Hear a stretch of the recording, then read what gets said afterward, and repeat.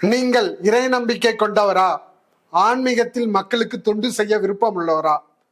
நீங்கள் கருவறையில் பாலின சமத்துவத்தோடு பூஜை செய்ய விருப்பம் உள்ளவரா? பிராமண குலத்தில் சேர்ந்தவர்கள் மட்டும்தானே கருவறையில் பூஜை செய்தார்கள். அது அந்த காலம். இப்பொழுது திராவிட முன்னேற்ற கழக அரசு அனைத்து சாதியினரும் அர்ச்சகராகலாம் என்ற புரட்சிகரமான திட்டத்தை நடைமுறைப்படுத்தி வருகிறார். இன்று கருசுமுக்கும் பெண்கள் கருவறைக்குள் என்ற முழக்கம் அடிப்படையில் பெண்களும் அர்ச்சகராக படித்து வருகிறார்கள். இந்த அர்ச்சகர் பயிற்சி பள்ளியில் மாணவர் சேர்க்கை நடைபெறுகிறது. தமிழ்நாடு அரசு தமிழகம் முழுவதும் அனைத்து சாதி அர்ச்சகர் பயிற்சி பள்ளிகள் உருவாக்கியுள்ளது. அதில் சைவ முறைப்படி 4, வைணவ முறைப்படி 4, ஓதுவார் பள்ளி 4, தவில் நாதஸ்வரம் பள்ளி 4, வேத ஆகம பள்ளி 3, பிரபந்த பள்ளி 2 இது போன்ற பயிற்சி பள்ளிகளை தமிழ்நாடு அரசும் இந்து சமய அறநிலையத்துறையும் அறிவித்துள்ளது.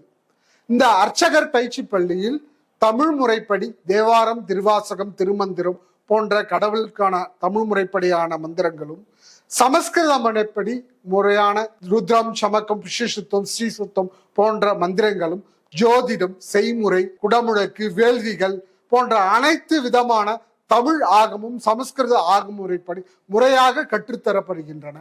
தவில் நாதஸ்வரம் முறைப்படியான இசை கற்றுத்தரப்படுகின்றன. வேத ஆகமங்கள் கற்றுத்தரப்படுகின்றன.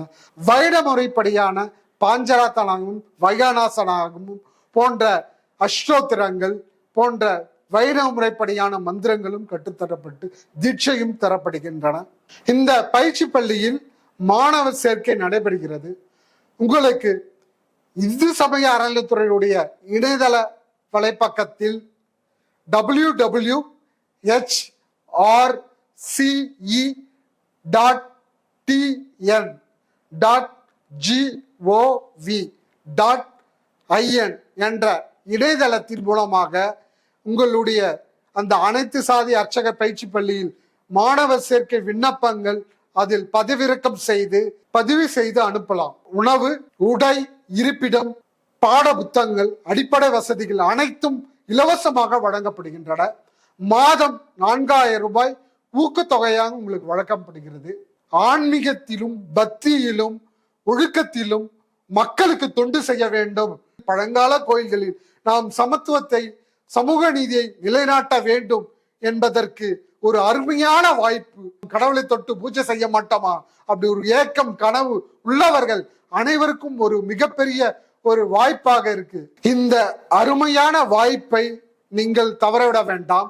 ரங்கநாதன் அர்ச்சகர் பயிற்சி பெற்ற மாணவர் சங்கத்தின் தலைவர், தமிழ்நாடு அரசு நியமன அர்ச்சகத்தினுடைய தலைவர்.